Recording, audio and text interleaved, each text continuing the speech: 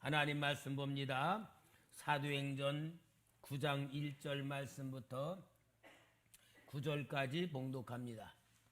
사울이 주의 제자들에 대하여 여전히 위협과 살기가 등등하여 대제사장에게 가서 다메섹의 여러 회당에 가져갈 공문을 청하니, 이는 만일 그 도를 따르는 사람을 만나면 남녀를 막론하고 결박하여 예루살렘으로 잡아오려 함이라.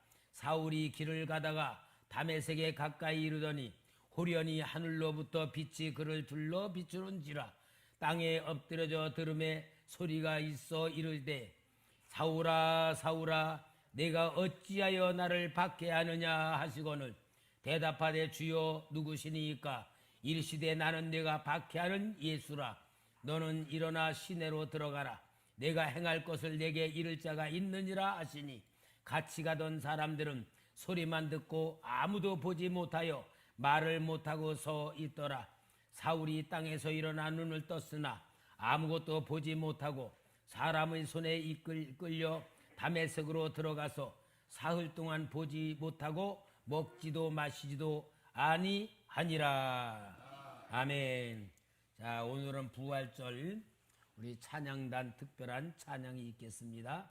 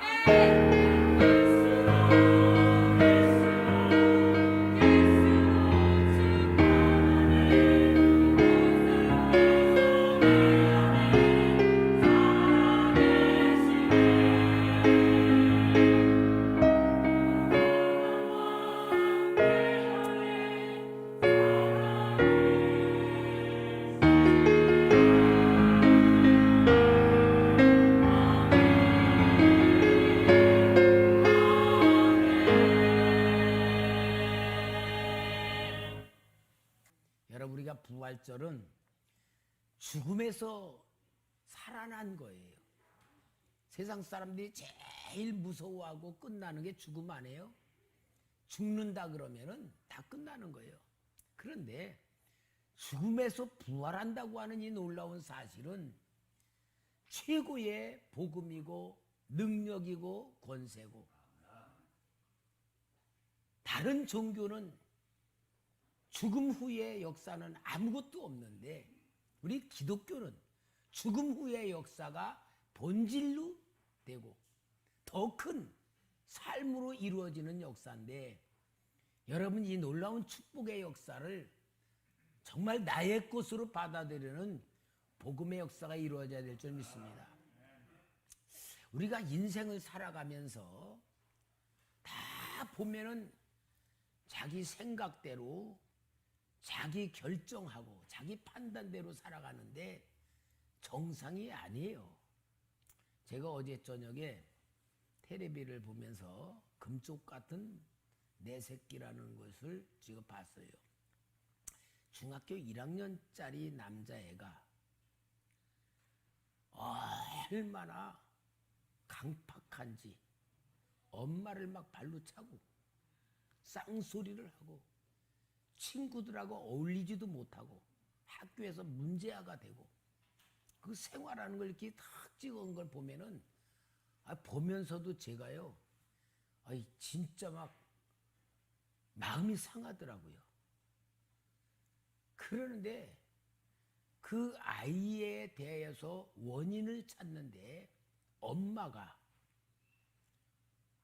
이혼한 아버지와 함께 살면서 새 엄마가 같이 살면서 전혀 자기 자신에 대해서 배려를 받지 못하고 도움받지 못하고 이해받지 못하는 긴장감 속에서 아무것도 표현하지 못하고 오직 자기를 지키기 위한 삶이 마음을 굳게 닫았던 것이 애들을 키우면서 그대로 그게 전이가 된 거예요.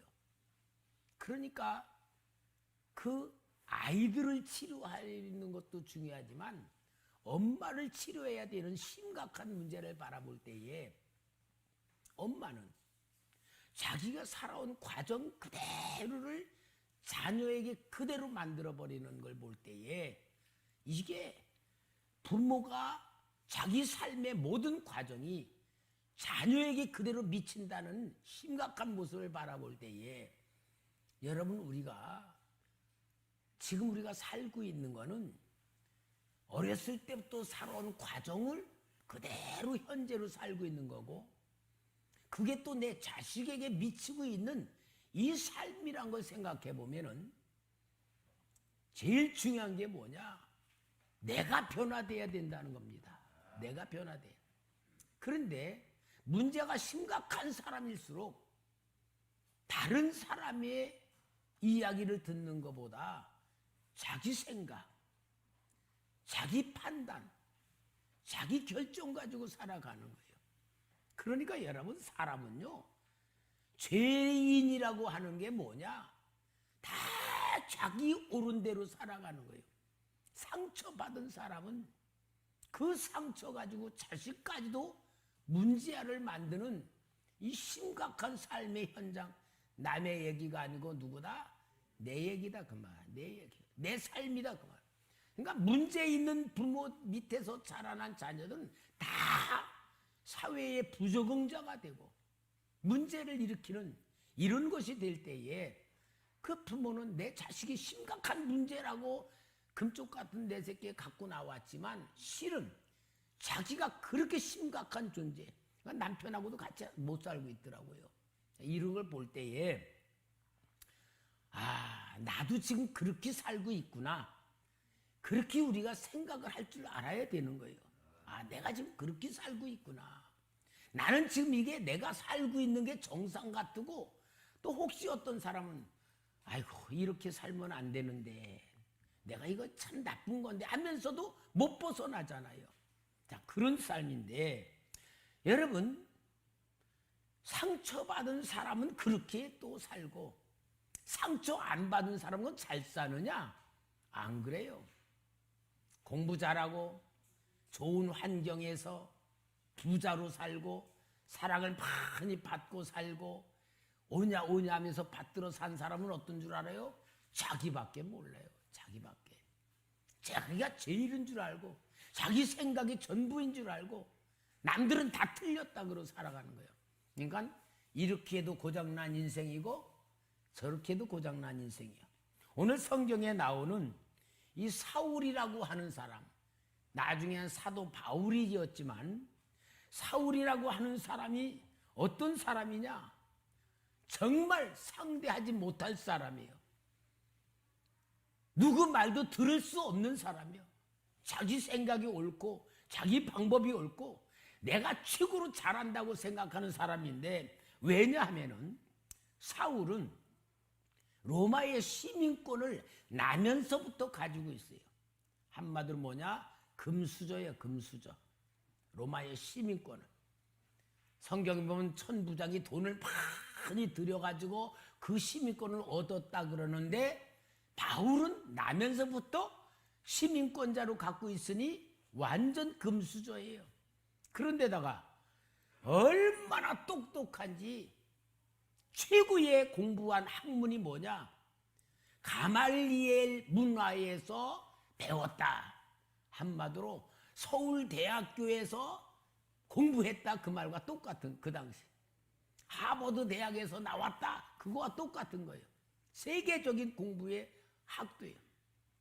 그러면서 그는 또 성이 뭐냐?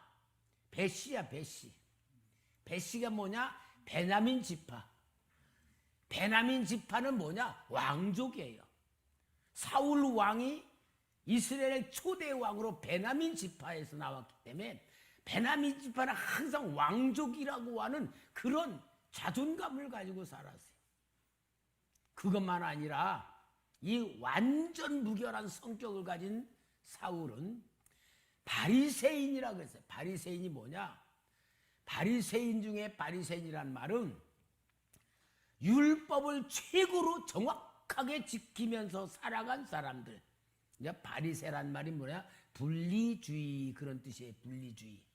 분리주의인데, 이제 세계를 그리스, 헬라가 다스릴 때에 헬라는 어땠냐? 온 세계를 헬라의 문화로다가 모든 것을 다스린다. 그래서 헬라 문화를 굉장히 이렇게 전파하는데 전력을 다했어요.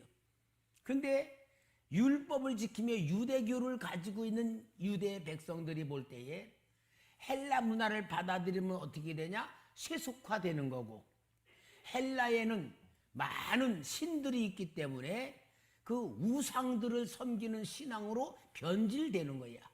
그럴 때에 유대교를 열심히 믿는 사람들이, 야, 우리는 아무리 헬라 나라에서 문화를 강조하고 그 문화를 받으라 그래도 우리는 목숨 걸고 지키자. 그래서 그 헬라의 정책에 완전히 반기를 들고 목숨을 걸고 유대 종교를 지키자고 하는 것이 분리한다. 종교를 분리한다. 그래서 분리주의자들이야.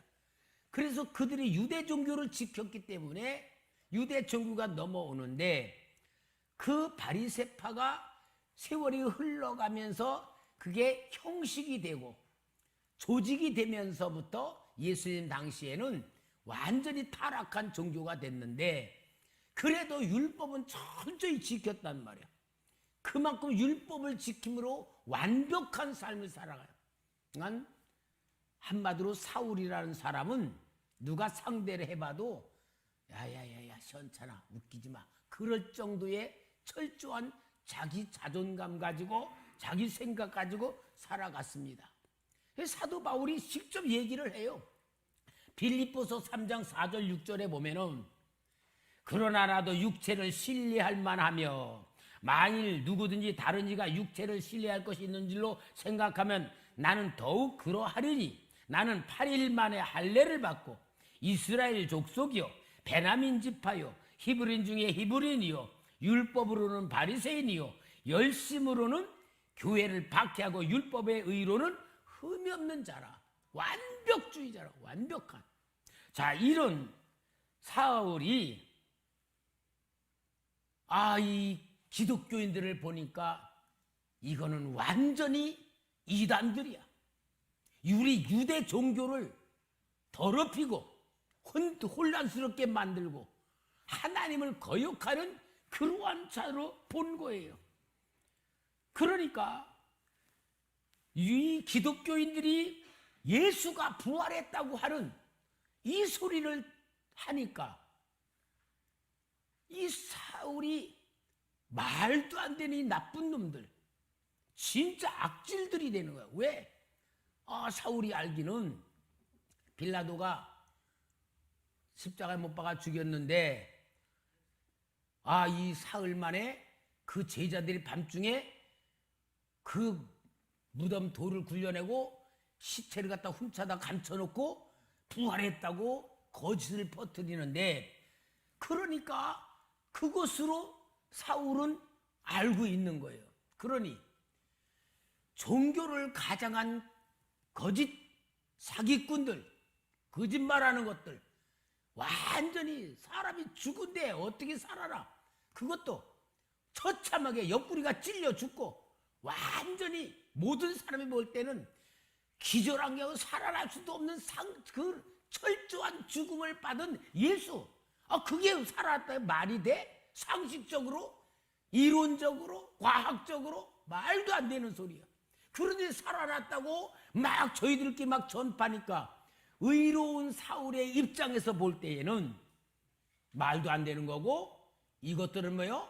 싸그리 없애야 될 존재로 결정이 되는 거예요. 그러니까 부활했다는 사실을 믿을 수가 없으니까 부활했다는 말을 하는 사람들은 유대 종교를 지키기 위해서라도, 하나님을 섬기는 데에 율법에 훼손이 없게 해서라도 없애야 되는 거야.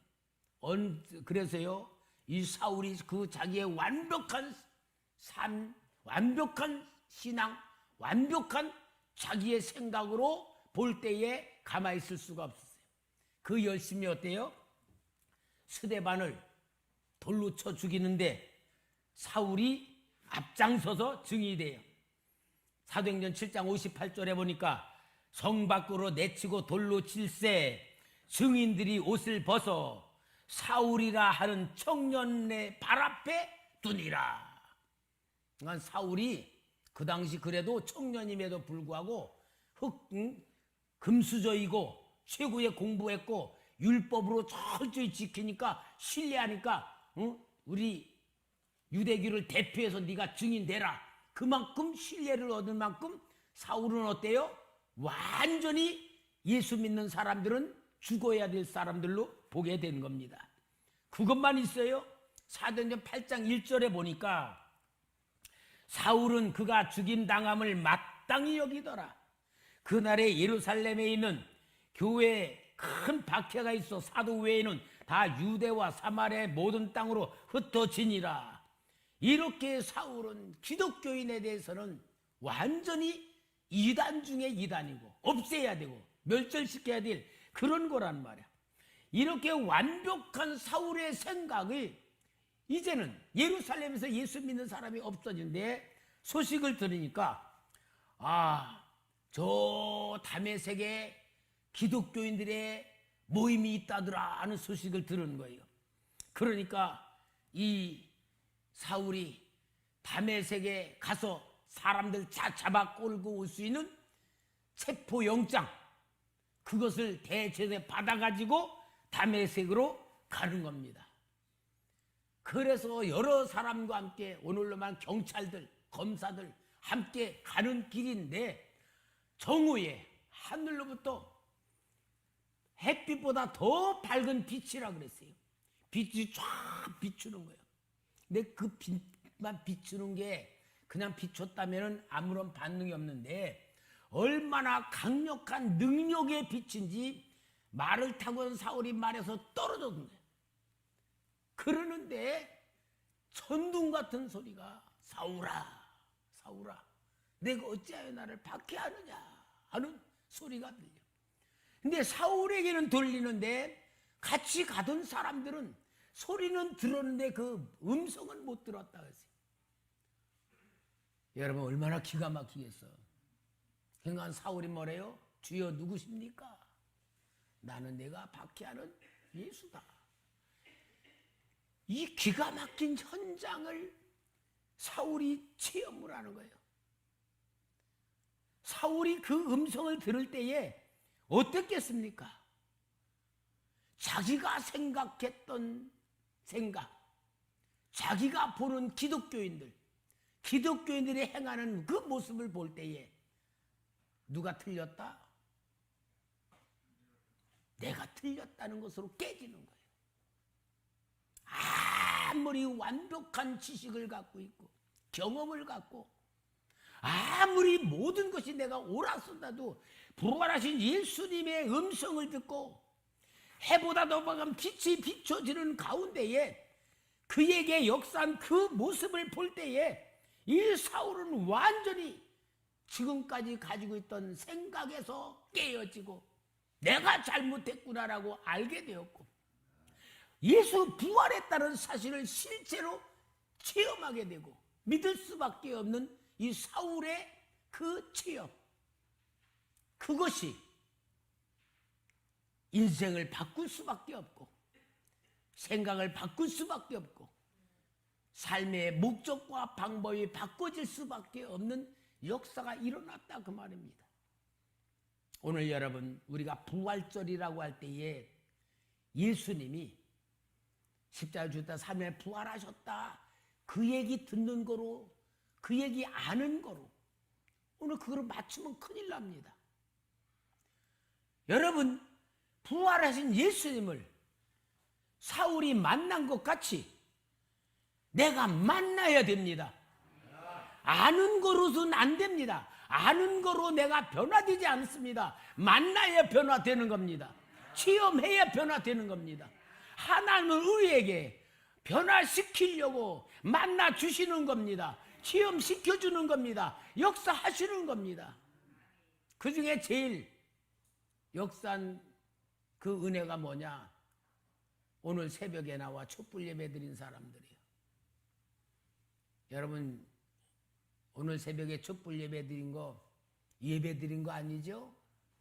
예수님 무덤 앞에 우리 모두 모여서 성경이 말씀하는 그대로 마음의 눈을 열고 그 현장에 막달라 마리아와 다른 마리아와 같이 그 현장에 들어가서 그 현장에서 역사하시는 그 모든 역사에 우리가 동참하면서 부활하신 주님을 만나고 그 말씀을 듣고 그 사명을 우리가 받았잖아요.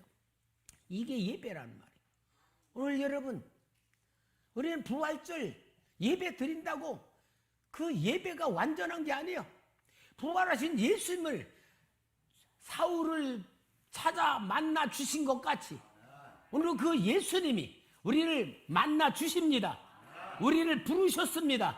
이 자리에 앉게 하셨습니다. 예수를 체험시켜 주시는 겁니다. 우리는 만나야 부활절 예배가 되는 겁니다. 만난 사람이 돼야 내가 변화되는 겁니다.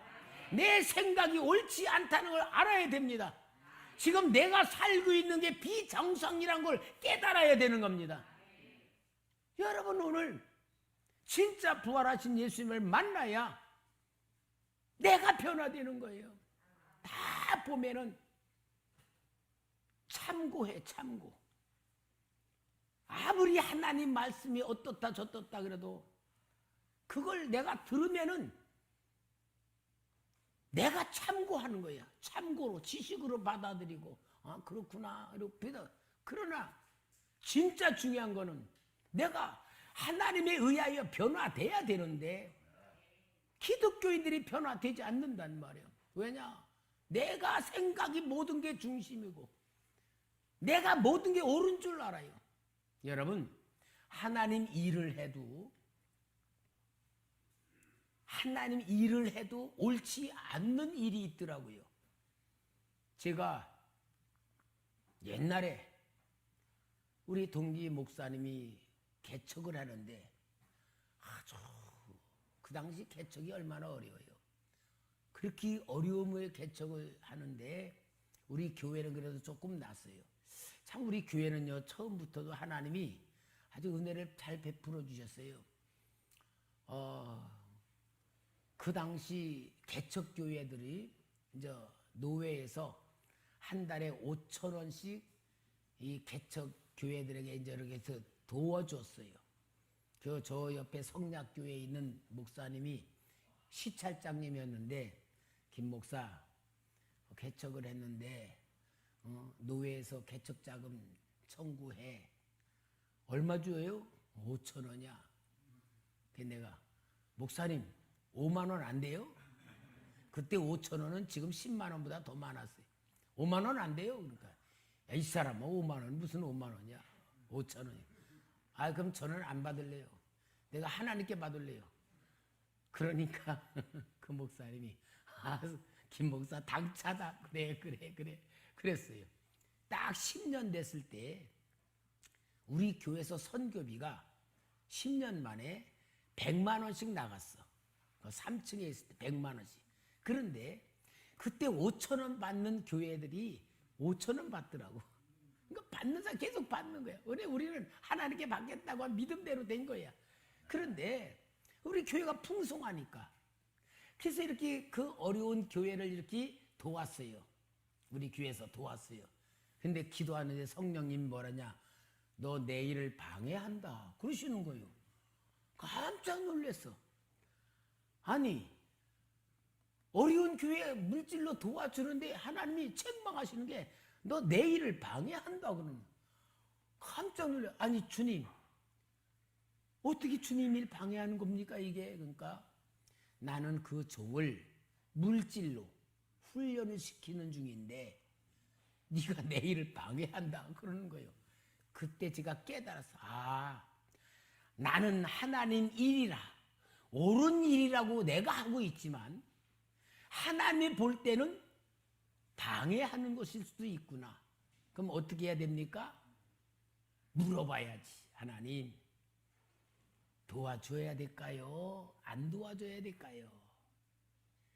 해야 될까요? 안 해야 될까요? 물어봐야 되지 않겠어요?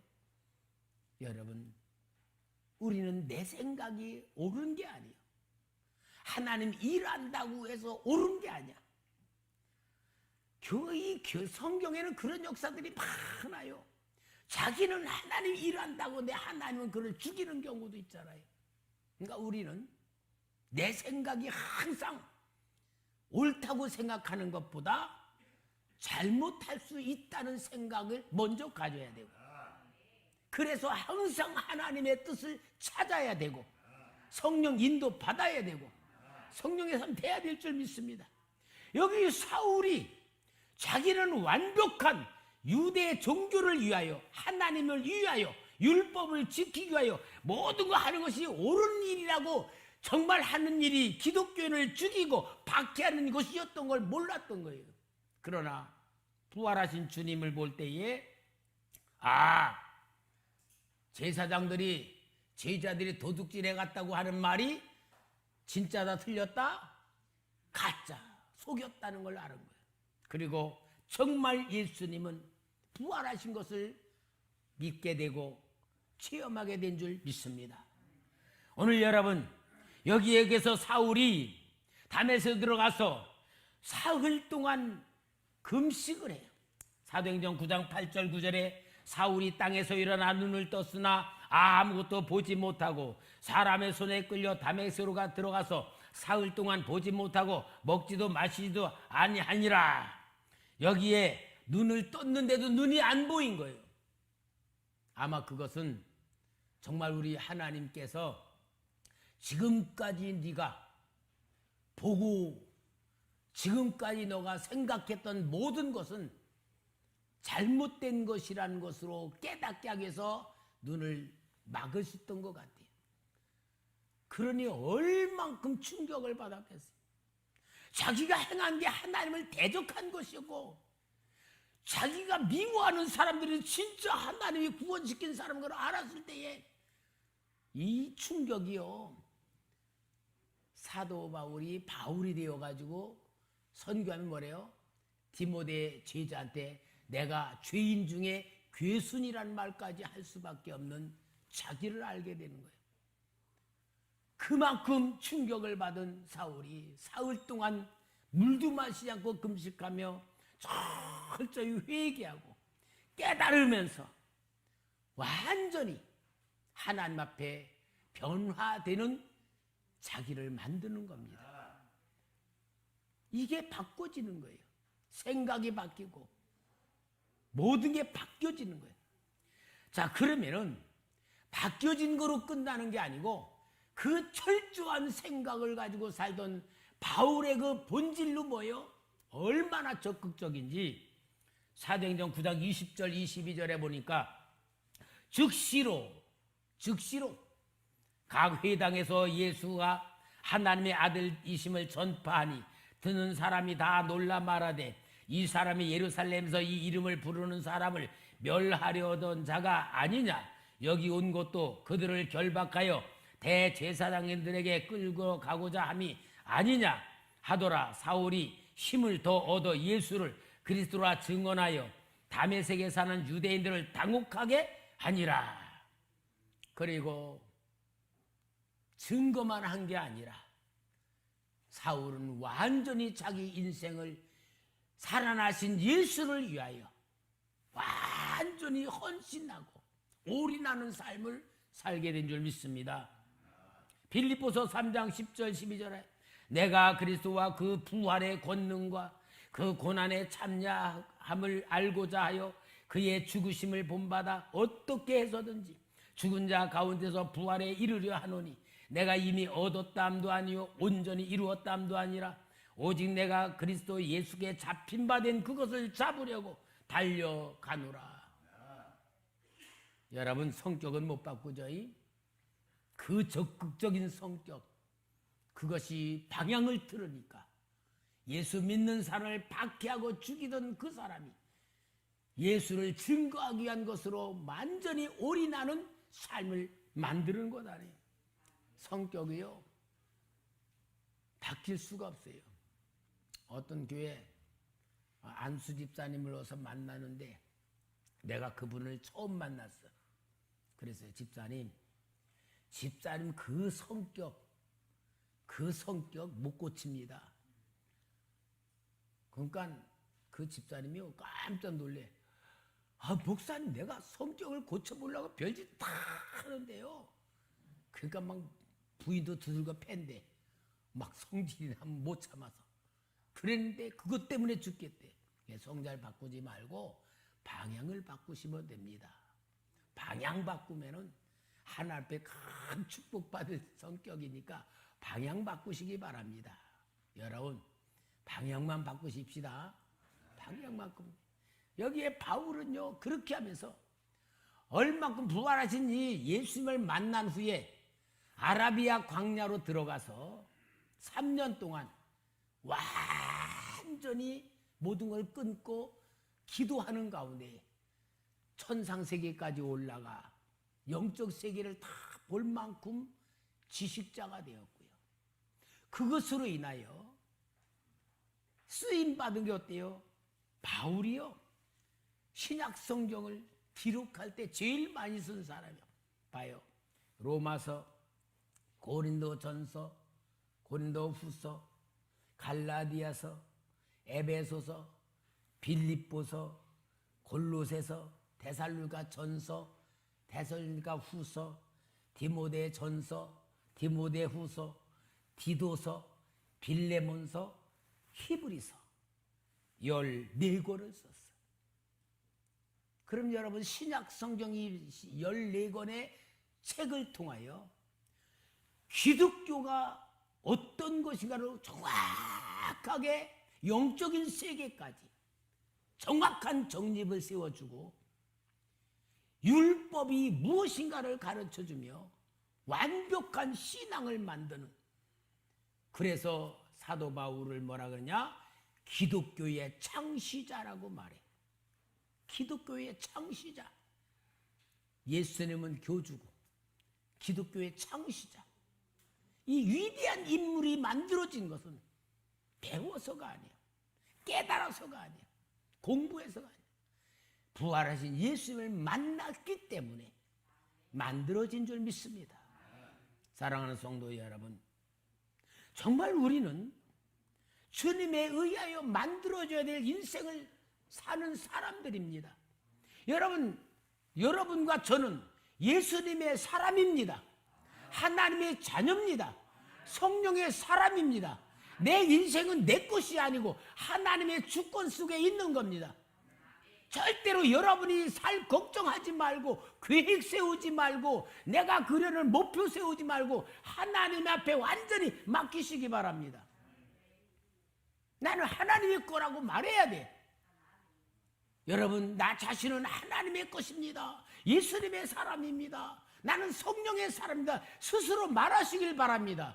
이게 정체성이고 부활하신 예수님 만난 사람의 자세입니다. 신앙생활의 자세입니다.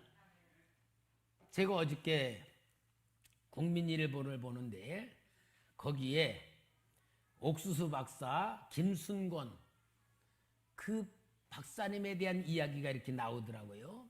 그걸 내가 그래서 이렇게 적었어. 너무 은혜가 돼서 우리 성도님들의 삶이 돼야겠다. 옥수수 박사 김승권 한동대 석좌 교수는 일이 잘 풀리는 사람 같았다. 젊은 때 전공 선택을 잘해서 옥수수로 사람도 살리고 통일운동도 하고 요즘엔 기후변화 억제 운동까지 활동 반경이 넓혔다. 비슷한 연배 사람들은 인생을 마무리하는데 올해 77세를 맞은 그는 지금도 할 일이 태산이다. 남들은 엄두도 못 내는 노벨 평화상 3번, 노벨 생리의학상에 2번씩 후보에 올랐으니 복도 많은 사람이구나 싶었다. 며칠 전 경북 포항에 있는 김 교수를 만나 얘기하면서 그에 대한 생각이 바꾸어졌다. 그 기자의 얘기입니다. 지금의 그를 만든 건 오히려 일이 잘 풀리지 않았기 때문이었다. 시골 출신인 그는 중학교를 졸업하고 은행원이라도 돼야 되겠다 싶어서 부산 상고에 지원했다가 낙방했다. 울산 농고 졸업을 앞두고선 농협에 입사 지원서를 썼다가 또 떨어졌다. 경북대 농대에 들어간 뒤 서울대 대학원에 도전했는데 합격자 명단에 이름이 없었다. 할 수 없이 공무원 시험을 쳐서 입사한 곳이 농촌진흥청이었다. 당시만 해도 쥐꼬리 월급에 인기 없는 직장이었다. 작물 시험반 소속이었던 그는 통일벼팀에 일할 줄 알았다.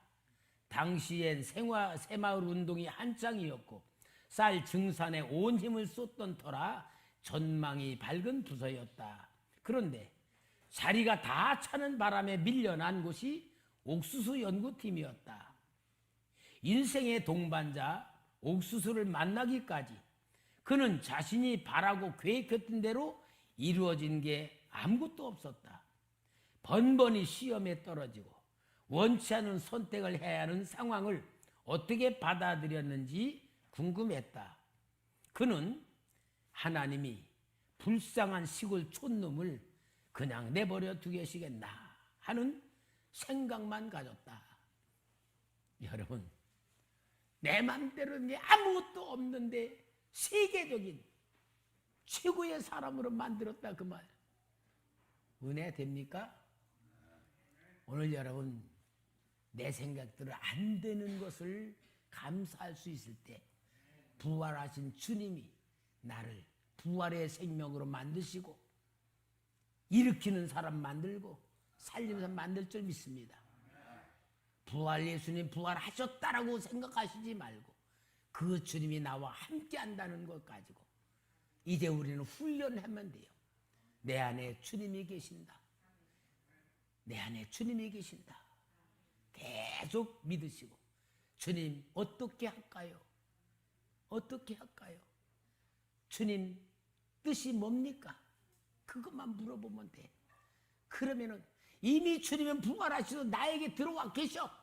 내가 이제 주님을 만나야 돼. 찾아야 돼. 물어봐야 돼. 인도 받아야 돼. 아멘은 그게 해요.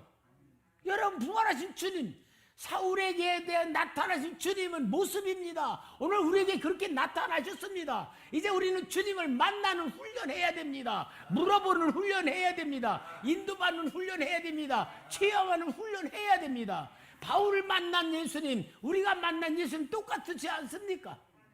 우리 체험합시다. 만듭시다. 계속 주님 찾으시고, 주님 부르시고, 주님 느끼시고, 주님 말씀 듣기를 위하여 감동받기를 원하는 이 훈련만 하면은 바울을 만드신 하나님, 옥수수 박사 김순건 박사 만드신 하나님, 우리 만드실 줄 믿습니다. 내가 원하는 그림 그리지 말고 하나님의 그림 속에 들어가시는 귀한 성도 되기를 주의 이름으로 축원합니다.